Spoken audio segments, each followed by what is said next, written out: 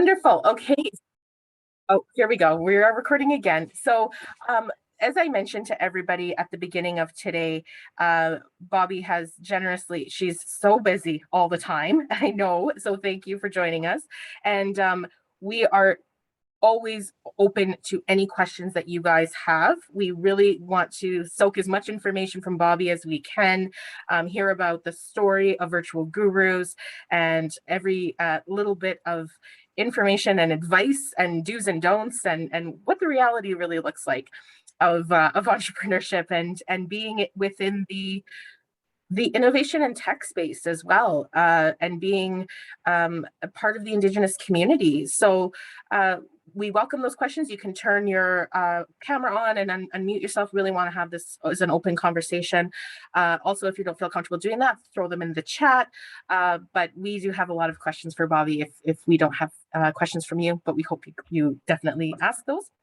But Bobbie, we just want to first ask you let us know about Virtual Gurus, a little bit of the history behind the organization and how it came to be.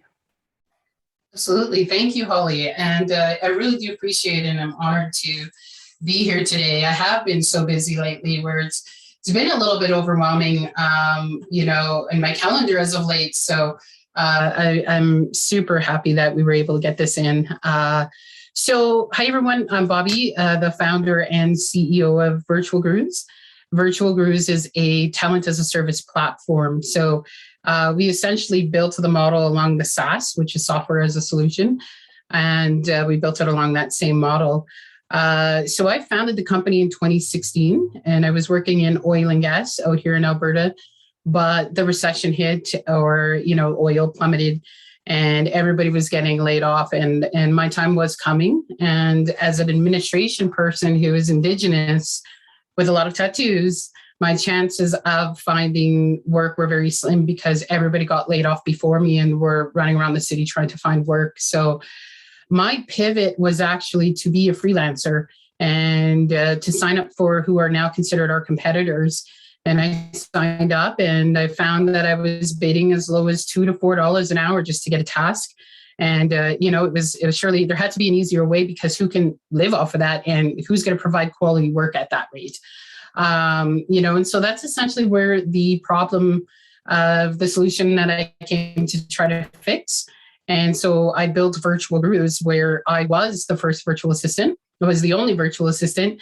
And so I would work 12-hour shifts as a high-angle safety foreman, go back to my camp room and work 4 hours doing tasks, sleep for 4 hours and go back and do it all over again. And then when my layoff happened, I had something to fall back on. Little did I know at the time how big Virtual Gurus would get, though.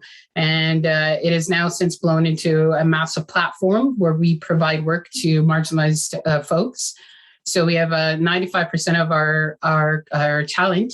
They identify as a female, and 65% of them identify as being a part of the BIPOC community, the Black, Indigenous people of color, and 45% are part of the LGBTQ community. And then in there, we have a whole bunch of other KPIs mixing in with, we have people with disabilities, we have people, single stay-at-home moms, we have Army vets, we have everything. So it's just been such a great platform to provide work to these communities. And so we are now basically the largest platform in Canada. And I am just closing. I saw that you were all just talking about funding. And so I'm just closing a $8 million funding round right now as we speak. So it's been a crazy ride, but that's Virtual Gurus. Goodness, Bobbie, just got a whole bunch of chills all that entire time you were speaking. So amazing. Was Virtual Gurus your first experience with entrepreneurship? It was 100%. If you would have asked me about 10 or 15 years ago what I would be doing, I'd actually be probably a sign language instructor to deaf children or a music instructor. That was my passion.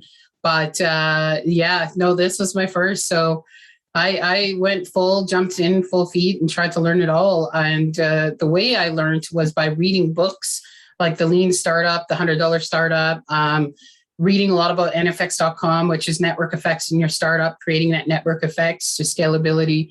I learned a lot of it all on my own. I learned how to raise my first funding round on my own. So I bootstrapped Virtual Gurus up to 2 million annual recurring revenue. And then from there, I closed my first seed funding round because I needed money because we were scaling.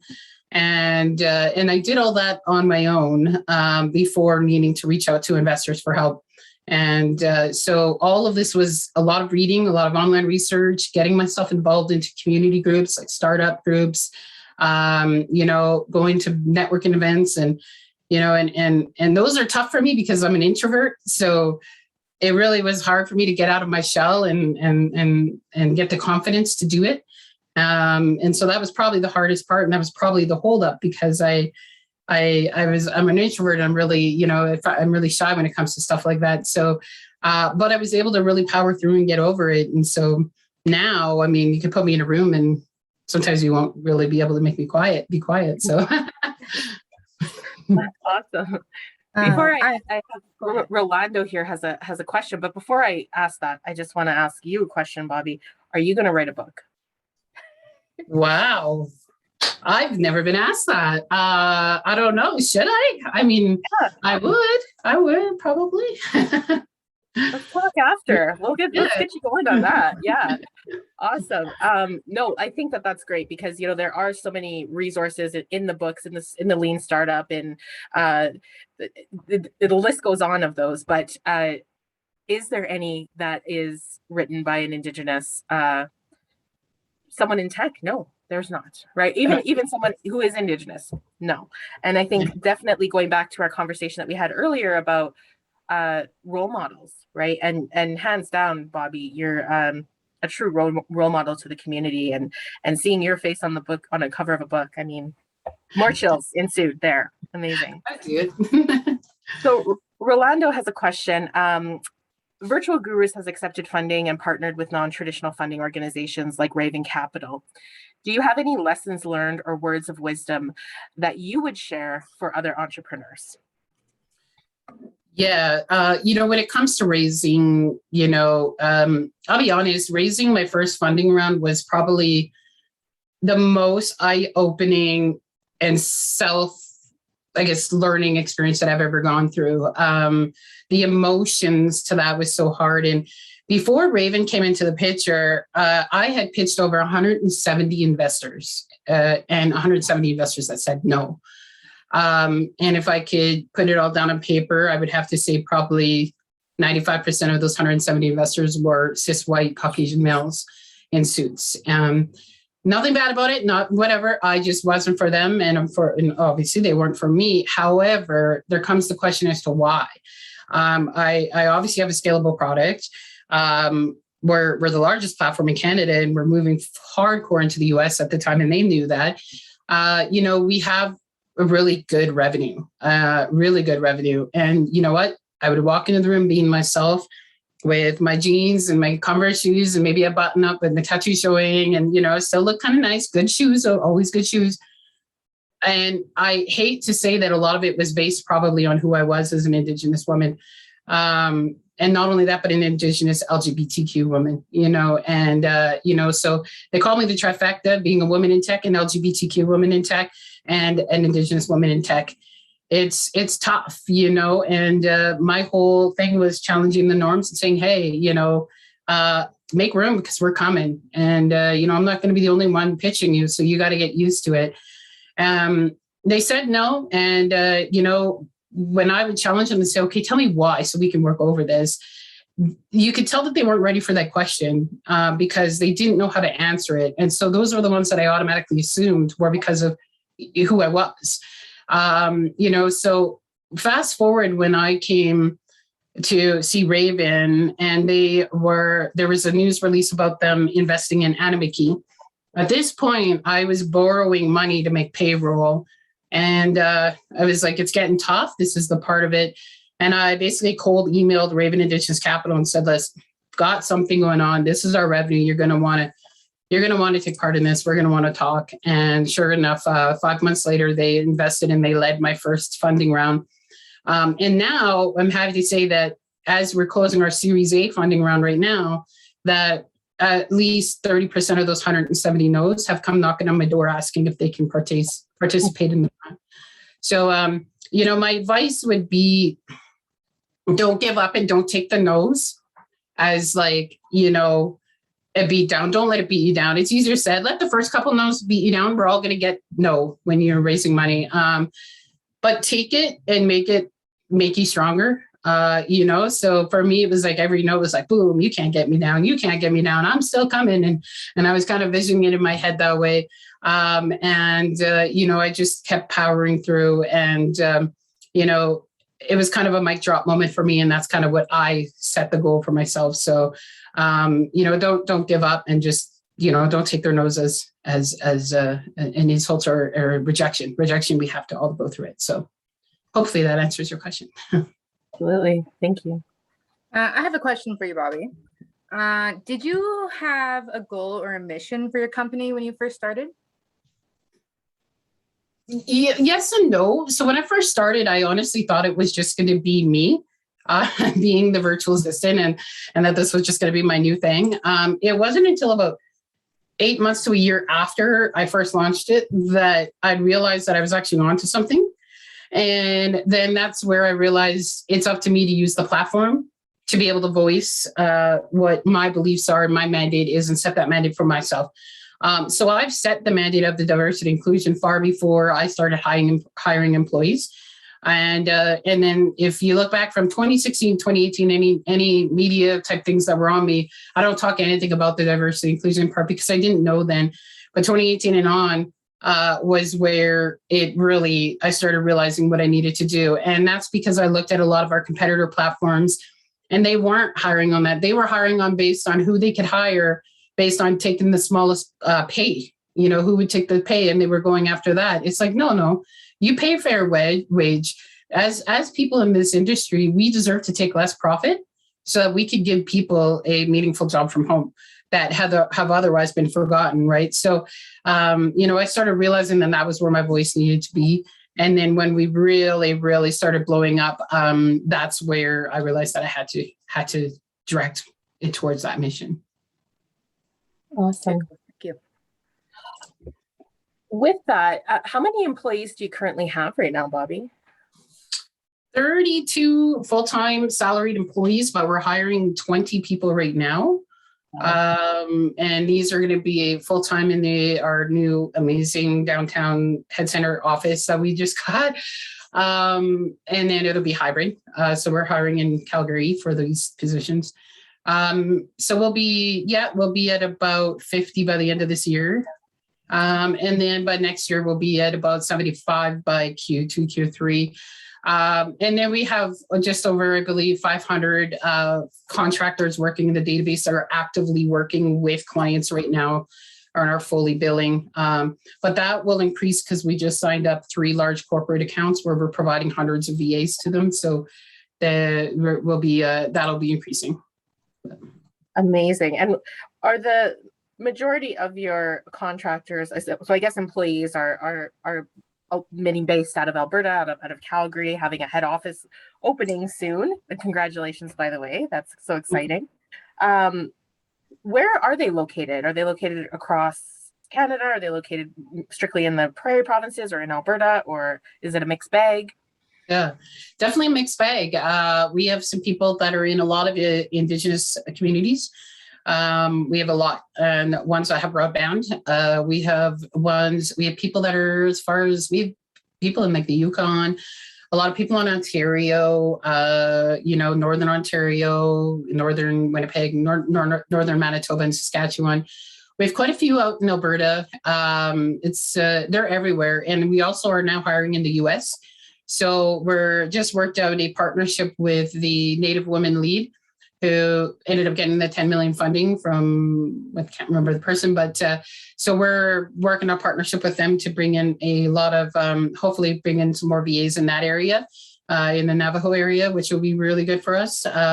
So we're now branching into the US, but the number one goal right now is to really try to focus on giving on our own economy here. So try to grow out here, but we got to hire a lot of people, and these people have to understand too, like when you work as a freelancer, you're not paid for the whole time you're sitting there. Like you're paid for only for the time you're working. So it's a little bit different, and a lot of people struggle with that. The discipline to work from home as a remote person servicing clients is a little bit hard. So we really do coach and train and mentor people through that process as well.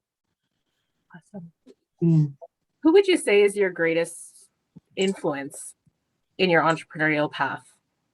Do you have one?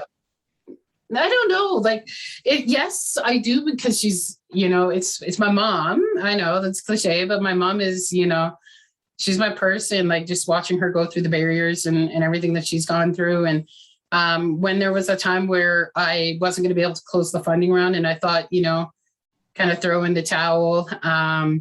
I thought, like, I just continuously thought about my mom's story and what happened with her, and her upbringing and everything. She's a Alberta residential school survivor, and all the stuff that she's gone through. And I was like, what, if she can go through stuff like that, I can go through this. I can power through. But she was always there as my main cheerleader. She would be like, nope, you're going for this. You've got this. Let's go. And she was there for me. So honestly, I would say it's her, just because I love her so much. But a lot of it is books, too. Like I learned a lot of where I'm at right now by reading a lot of books from people who have done it. And it was huge for me. I read so much to this day just because it's like, I don't know what I'm doing there. So, okay, let me read about it and I'll learn. Yeah, I'd say my mom. Awesome. Thank you. Bobbie. So yeah, just again, if anybody has any questions, please put them in the chat.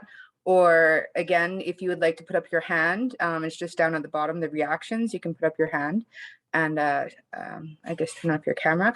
So the kind of follow-up questions, which you've kind of already talked about, but you've talked about books have been like your main resources. Is there any other resources that you used at first to start up? Like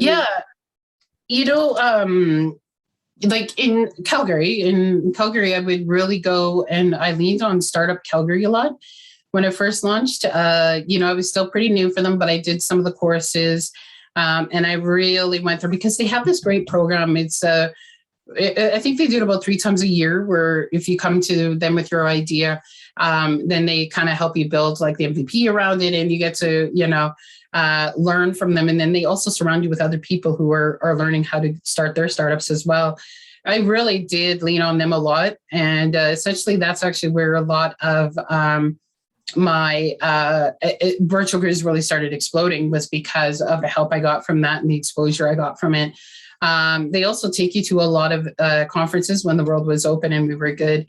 And so I would go to conferences like startup events out in Toronto or even Silicon Valley and everything with them. So it was really, really good. A lot of companies that host, cohorts or accelerators, there's a lot of us, and a lot of them in Calgary and in Alberta and Edmonton too. And I leaned on that, and I did go to a couple accelerators, and you certainly do learn a lot from that. You learn a lot about your ICP, which is your ideal client profile. How do you build that out? Who is your ideal client profile? And these cohorts or these accelerators are the types of things that will really help you be able to know how to drive your business forward as well. So I strongly recommend anybody who is starting a business or has a business and is in the early stages is to look into the accelerators. Not all accelerators, you have to have tech. Like, you can go into accelerators that are about food, e-commerce. In fact, I'm a mentor for an e-commerce an e-commerce company out of Toronto called Elevate Talent, and it's with e-commerce North. And these are people that have built e-commerce stores and are just killing it. And, they're selling products, and they have accelerators for people across Canada. So tons of resources for people out there for sure. Perfect. Thank you. So David has a question here. If you have a moment to share, how did you transition from a solo operation to beginning to scale into a real business? That was probably one of the scariest things in my life, because the one thing that you have to do is give up control.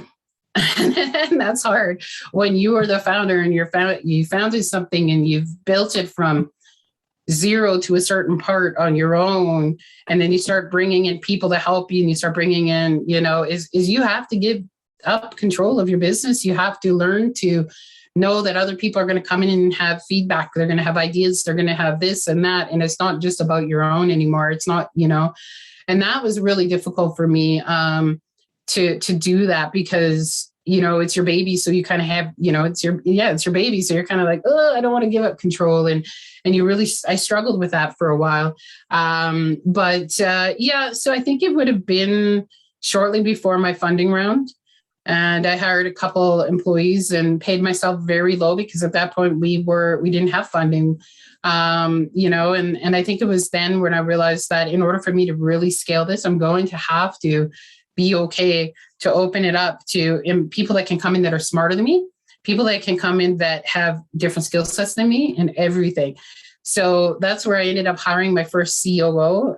She's my only COO. She's still with us. And Margaret Glover Campbell, she comes from the Alberta Machine Learning Institute, and she's like super talented in operations. And so, I really struggled with that for the first 6 months to a year of our relationship, because it was like, oh, I don't know. And, where now she's telling me, no, we got to do this. I'm like, oh, okay. Yeah. So I think, I would have to say less than 2 years ago, right when I first closed my first funding round, which would have been in February, March of 2020, when I realized we got to move into big scale. So now we're moving into what we call NFX mode, which is network effects. So we're moving into scalable, like Freelancer, Upwork, moving into that area. And now we're really competing with the big names out in the US. And so now it's even gotten a whole nother level of scary. But, I like it. I love the challenges that come with it. So. Amazing. Rolando has a question. If you can recommend the top 3 books that you would give for an entrepreneur. Yeah, okay. So The Lean Startup by Eric Ries. And it's not just about technology. It's just about the whole things of the lifestyle of going through, trying to start your startup. It's just really good. I learned a lot from it. In fact, I do challenge everybody to read it. You will learn from it. I really do like the hard thing about hard things, because running a business there's a lot of hard things about it, and there's a lot of hard things about those hard things. But Ben Horowitz does that. Horowitz, yeah. I would also say it's in my book stand. It's the organization culture, book about culture and raising the right culture, and safe organization. I'll get it for you, the name of it. But that one is super, super good, because as you grow, you're going to need to bring people in, and you want to make people feel safe. You don't want to, it's easy to get, in startup when you're going through a lot of, for people to not feel safe in their role. They might not feel safe. They might feel like they're going to get let go, or the business will flunk, or this or that. And it's really important to make them feel safe. And this book really helped me understand that, especially when I was starting to have to give up control. And I read it. I'm actually reading it when I go to Mexico in a couple of weeks. And that's my book I'm going to read, just to remind myself. Yes, that's it. Or the organizational culture, no, I have to, it's in my book, Sam, but I gotta, I'd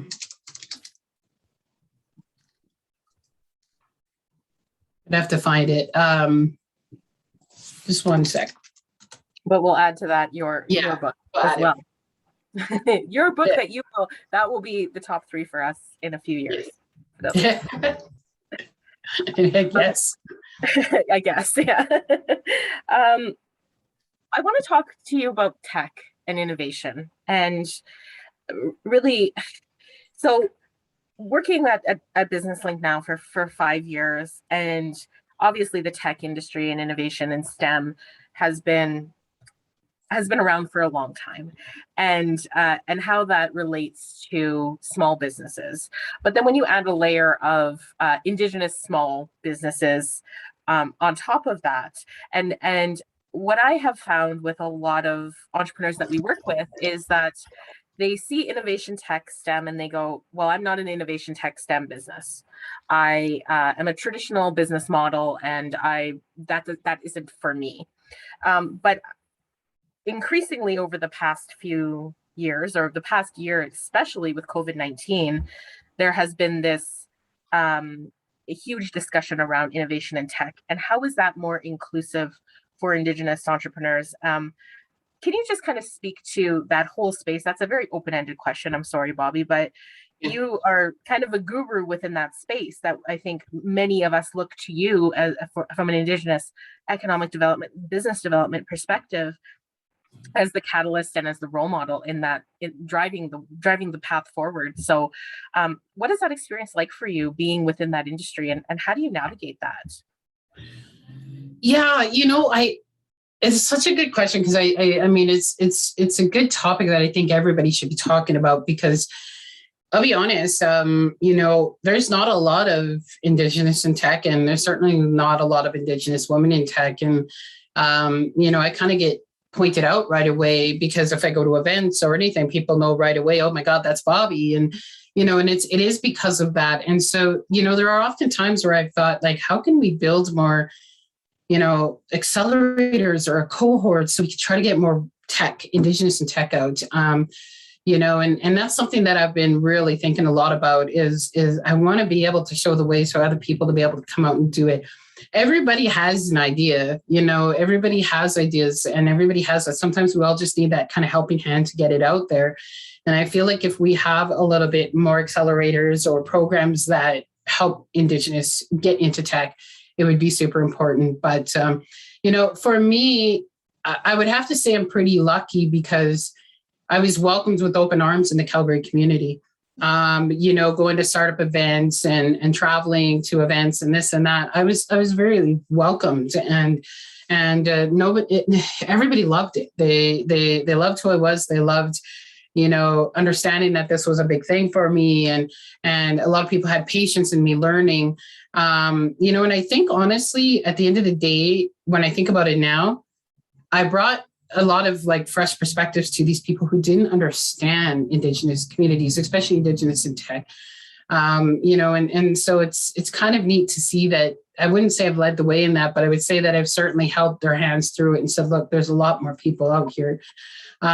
We need to, I think that there's so much more work to do.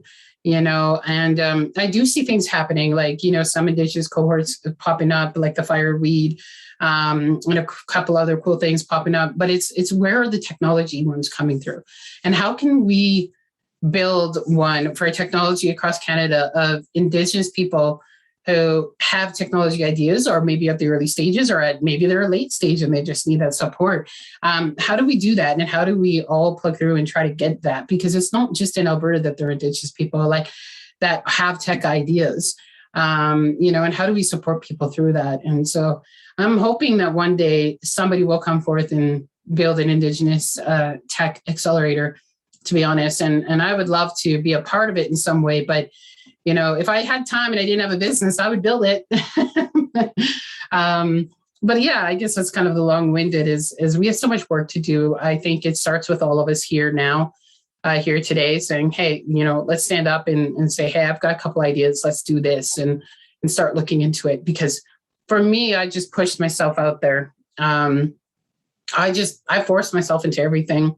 I wasn't backing down. I wasn't I'm here and I'm not going anywhere. And, I think people just finally thought, okay, well, Bobbie's here. So I guess hopefully it kind of answers it along with you. Absolutely. Yeah. And I think that's a great conversation for us to continue to have at this level is how do we look at tech and innovation, and we belong in that space. Yeah. And maybe not even, developing apps or robotics or artificial intelligence, but how do we infuse technology into everyday business models that can help accelerate us and drive us forward as a small business. Yeah. I think Christine has her hand up. Christine, if you want to unmute yourself and ask a question. Hi, sure. I just had a quick question, and it's kind of easier to explain than message. So I know tech and traditional business is different, but you're branching out into different like provinces, the US. How do you organizationally do that, or how did you do it? Because it seems like a big challenge to me. As a branch, different or more difficult than a tech business to go nationally or internationally? Yeah, I mean, everything nowadays is virtual or can be done online nowadays, right? Like everything. So for virtual gurus, we were essentially made on an economic crisis in the past. So it was, how do we get to remote working? Because that's going to come. And it'd be with the pandemic actually scaled us. We witnessed a 300% year over growth because of the pandemic. And that's because everybody's working remotely and they know that it can be done. So for us, it's about getting that exposure, getting your brand, speaking your brand. So our brand is our North Star. So when you look at our logo, you see the star in our logo, and that is our brand. And we talk that brand. We're proud of that brand, and we, run that brand everywhere in Canada, in the US. We're going to be going over to the UK and New Zealand as well. And, we stay true to our brand. So as long as you have situated your culture to where your headquarters is, and then you can run your business from their headquarters into wherever you need. You just got to be able to reach out to people. You got to be able to have exposure, and exposure is big. And, you got to be able to properly reach into the different communities and really get it out there. Virtual Gurus is made to be a freelancing virtual platform. So for us, it's a little bit more easier as opposed to something that might not be that, but we are opening up an office out in the US as well. And we're going to have salespeople out there, client success managers out there. And then we'll open up an office in the UK. But for us, we can just run it straight from our downtown Calgary headquarters, no problem, if we really wanted to. When it comes to a lot of our virtual workers, we don't meet them in face-to-face. There was a point where I would fly out to Toronto and meet them and take them all out for dinner and stuff, but now we've just gotten too big to do that. So we have virtual parties online, like Zoom, like this, with 50 some people sitting online talking. We do that with our community. And one of the most important things for us is building the community so people feel included. So if somebody is in like a very rural area working for us, we want them to feel included. And by doing that, we have like lunch and learn sessions every week. We have community sessions. We do a lot of fun events for them, social Fridays, everything. So we try to get them involved. We send them swag and gifts and gift cards. And, it's all about making sure that you're consistently running your community from wherever your headquarters is. Thank you so much. That's a lot of good info. Yeah, that's wonderful, Bobbie. And I think that really ties into Sarah's question here. She's asked, speaking of organizational culture, how did you find success with that in a mostly remote work environment? And I think you answered a lot of that just now. Is there anything else that you would like to add to that question? Yeah, if there's one thing that I have learned a lot about building something to scale like this, the hardest thing ever to maintain is your culture. And we're finding that now. We might have hired a few people and realized maybe they're not the right fit for us. And, it's a hard thing to do because, you have to unfortunately move ways and let somebody go. And then people talk and this and that, and things change. And it is one of the hardest things to do. You're never going to make everybody happy. And that's important to know, especially in a scale up because there's so many people, right? And so for us is we drive it home by our mission, vision, and values. We drive it home with our, like I said, our brand and our culture inside, where we really try to focus on sociables. So for example, our whole operations team is going to the Riders versus Stampeders game on Saturday. A couple months ago, we held an in-person full-on retreat out in Bright Creek. And we took our whole company and their partners, their families, their kids, and we went on a 4-day retreat. And it's important to do these things. Even if you don't have a lot of money, going for dinner with your team goes a really long way.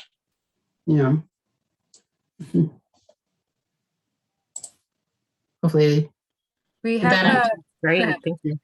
we have another question from Carrie. She's just asking, does anyone ask you to provide educational services for schools or to provide any services related to First Nation language and culture and businesses?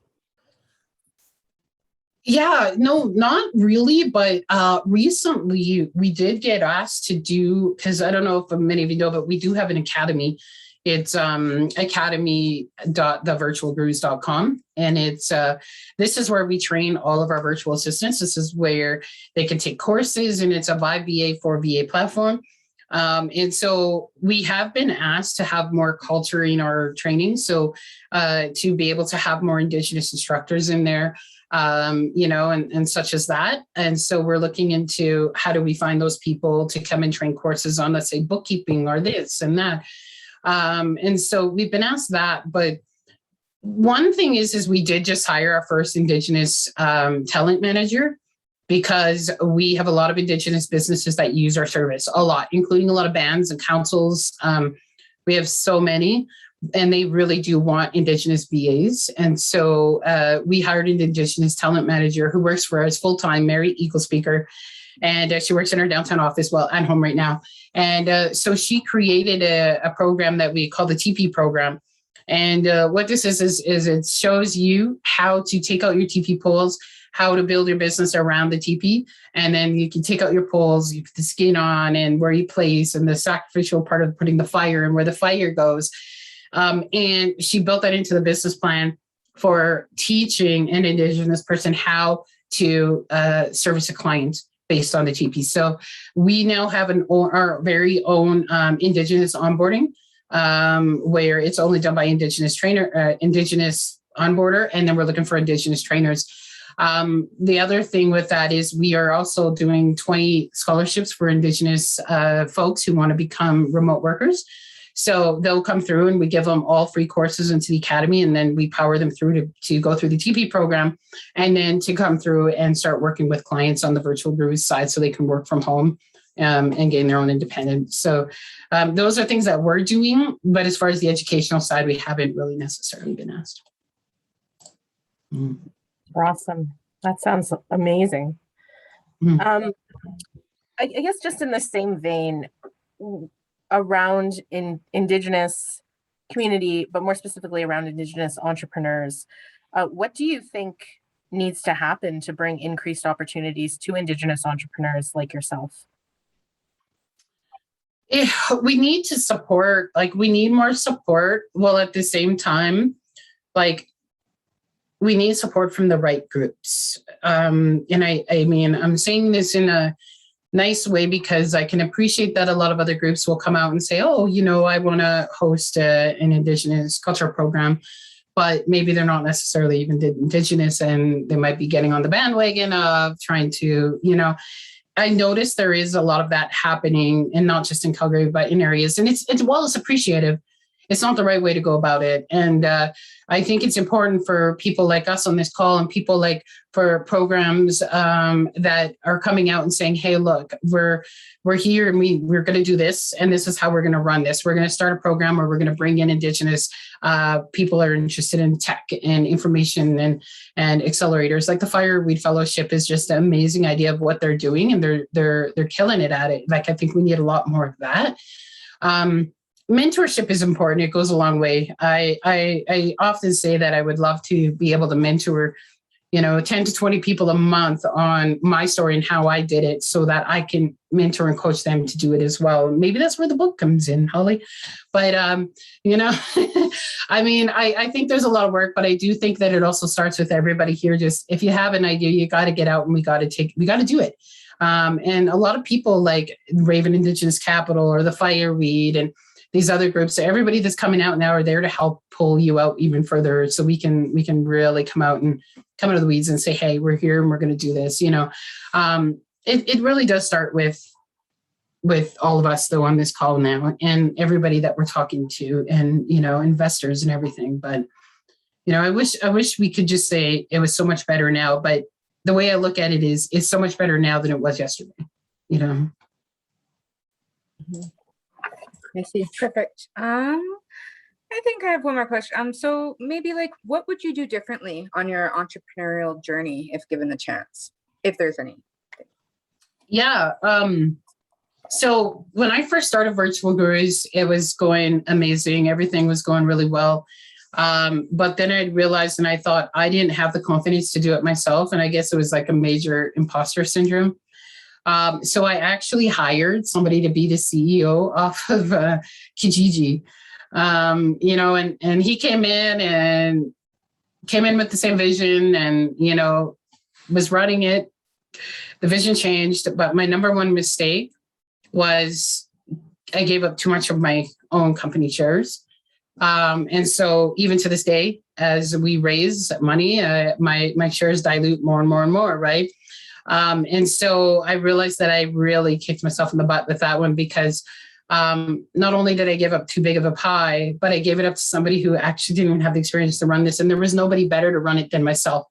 So I had to remove him from the company and kind of gain my own power back to say, hey, you know what, I can do this. And it was really tough for me to do that. It was really tough for me to believe in myself. It was tough for me to understand that, holy crap, you can do this, and to get the confidence up in myself. While at the same time knowing that I took a big hit in shares and such. So I think my number one mistake would be that. My number one learning lesson would be I had to have more confidence in myself. But at the same time, I'm glad that I went through that because it probably, gave me the thoughts of who I am today. Like it probably helped me be who I am today. And it helped me have that intensity to be able to grow this and to keep growing it, because I almost felt like I had to prove something after that. And, and I don't think anything was about to knock me down after that. I think it was like, hey, I've lived through something pretty crappy. So I'm going to go forward and be like, here, and just do it. So, yeah. So I guess my thing would be, watch out. You can still hire people and not give shares into your business, and I did the wrong way, but lesson learned, right? Yeah. What do you think, what can we see from Virtual Gurus in the next 1 to 5 years? So we know where you're going to be opening a space in Calgary where you'll have a staff. You have talked about your expansion into the United States and some partnership opportunities. Is there anything else that you're going to add to that? Is there any surprises that we're going to see along the way as we follow your journey? Yeah, I mean, so I don't know if anybody knew, but I got accepted into the IWF, which is the International Women's Forum. And so what this is you get nominated in by very predominant female entrepreneurs. And they gave one scholarship to one person in Canada, which I'm the only person in Canada that got into the whole program. But I'm the first Indigenous person into the program underneath the scholarship. And so I'll be representing Canada for the next year, and I'm building a legacy project. So in order for me to have gotten accepted, I had to build a legacy project. So what the legacy project is like a platform where if, let's say, an Indigenous person in the community needs dress up clothes to be able to go for job interviews, or a car to get to the next community for an interview, they could go in and create it's kind of like a profile. And so if you think like GoFundMe, but not where it's like donations like that. And they can create that, and then donators can actually donate to different causes. So to help people get work. And so the goal will be for us to find 100 people work every month for the next 12 months through the platform. And so I'm building that out with the IWF Foundation, which is really cool. So I'll be graduating from Harvard Business School through them, and an INSEAD in France as well with them. So I'm really looking forward to that because I'm the only Canadian going that got accepted. There's 30 other countries that got accepted, and I'm the only Canadian, and I'm the only Indigenous person. So with Virtual Gurus, we are scaling. So we're closing our funding round right now, our Series A. And then we essentially are going for global domination so that we could try to get the platform in every area, get it out there. And I think that, we've already got some people requesting to buy Virtual Gurus, but we're probably going to say no for now, and really just keep raising the valuation and keep scaling it. And really stay true to our culture. So I think we're going to go really big for the next few years, and then we'll probably be forced to take an exit at that point, but we'll see. Yeah. And off to the next adventure. Yeah. We have one more audience question. What lessons would you share with other entrepreneurs about managing cash flow as they grow? Yeah, so really important just to build out pro formas, in my opinion, because they really do help with the once you have the cash flow, I guess, and you have cash. But I mean, other than raising and, getting the capital injection that you need to be able to grow and for capital growth and everything, one thing that I live off of is my 5-year pro forma, because I put all my budgets in there. I make sure, okay, my budget is this, this, and this. And then I know that is going to take me. So if I need, let's say, 7 employees, how much will that increase my revenue? Where is it going to take me here? What do I need to be here? And it helps me make the right decisions as far as making sure that I have that cash flow to move forward and take us to that next level. So if you really focus on that, it also tells you what your run rate is, right? Because knowing your run rate is important, because then, if your run rate's going to run out, you don't have any money, you got to raise money, or you got to figure out a cash flow. You might have to clear up some incomes and, and make some room for money. And, so it trying to hit it at kind of all levels of different stages in the startup. But for us at our stage right now, we always have to have at least a 12 to 18 month runway in our bank, because we grow up so fast and then we go down, right? Where some smaller companies only need to go between 1 to 3 months of it, making sure they have the proper cash flow to get to the next 3 months, and, bite size, as we call it. But, so I think it's really just making sure that you are on top of your P&Ls, and that you are really on top of that and building out a pro forma. You can get, if you don't have necessarily the revenue to go and hire a controller or a CFO to build out your pro forma, there are programs online that can help you build it out.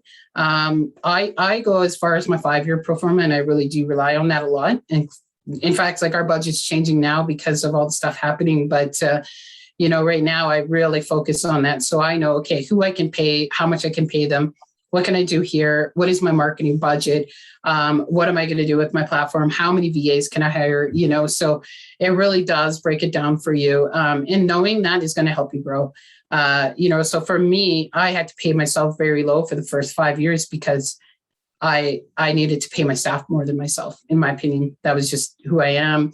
And then when I was able to kind of take it and break it down, I was able to say, okay, now you can start paying yourself. So I guess, that would be one of my main things to focus on. It doesn't matter how small or big you are. You really do have to make sure you're managing your cash flow through, different areas, P&Ls, cash flow through your pro forma, your projections is what you can also call them. Mm-hmm. Absolutely. Wonderful. Yeah. So one last question, Bobbie. Do you prefer Bannock tacos or Bannock burgers? I love it. I'm going to have to go with Bannock tacos. I have a friend here in Calgary. She makes the best Bannock tacos, brings them to my door, puts it on my doorstep, rings the doorbell and leaves, and she's just so good at it. And so, Bannock tacos, I'd have to say. Is she a small business? Yes. Can we order from her? What's her business? Yeah. Plug your business. What's she good? I think it's called Mamacita's Tacos, but I can get your information. I'll email it to you, but it's La Corazon, and she's really, really good. Her name's Yvonne. Awesome. And she delivers, she caters to events, and she's just wonderful at it. And she works for the Bear Clan group here in Calgary. Wonderful. Well, thank you so much for that, and so much for your time that you've spent here with us. I know you're very busy, but as we mentioned, you are a catalyst and a trailblazer. We definitely look to you all the time as a role model, and a very huge success within Indigenous economic development and small business ownership. So we'll continue to watch your journey and wait for that book to be released. All right. Thank you, everyone. It was a pleasure. And thanks for just letting me ramble. Thank you, Bobbie. Have a great rest of your day. Wonderful. So thank you so much to everybody for asking so many great questions to Bobbie. She's just a wealth of information, and just to watch all of the great things that she does is truly inspirational and amazing. We ended a little bit early, about 5 minutes early. So definitely take the next 5 minutes if you can to have a bio break or grab some lunch. I think we'll get started at about 12:05 if that sounds good, April, and Chris can continue his amazing painting that he has there in front of us, in front of our eyes. Would you like